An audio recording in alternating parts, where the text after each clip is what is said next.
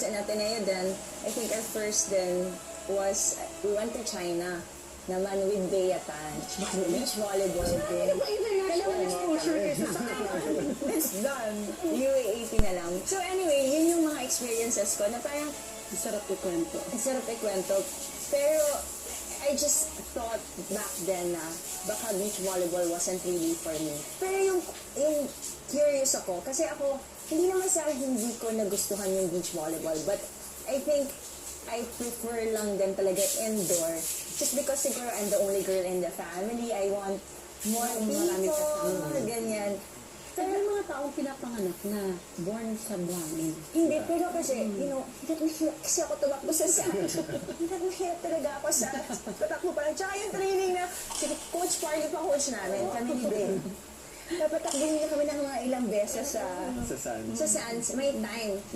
Tapos pag hindi ka na naka-whistle, pagod ka na. Sabi ko, paano pag hindi talaga ako marunong mag-whistle?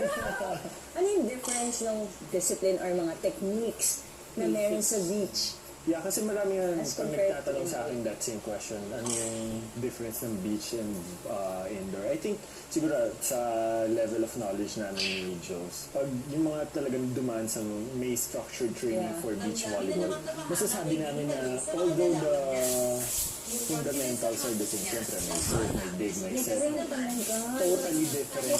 Pero sa study kasi iba ang laki ng difference nung ganitong age na compare nung mas bata-bata tayo. Actually, ang dali lang kasi sa part ko kasi very active nga ako. So nasanay yung katawan ko talaga na transition from indoor to beach.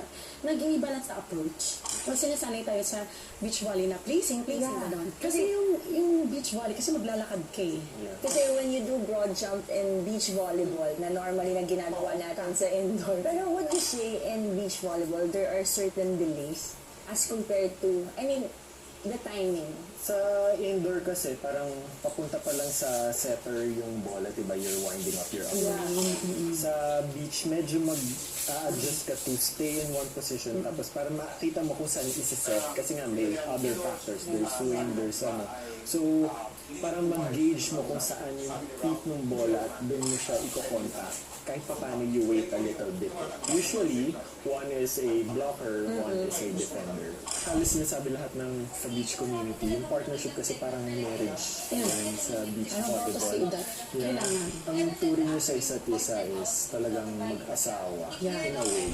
Kailangan committed talaga. Yeah. So blocker yung laging nasa net, blocking. The other one is the defender, yun yung laging nasa floor. Yes. Pero may mga dynamics na there are switch blockers sila. So Ang sarap makadepensa sa beach volley. Lalo na pag lumilipad ka.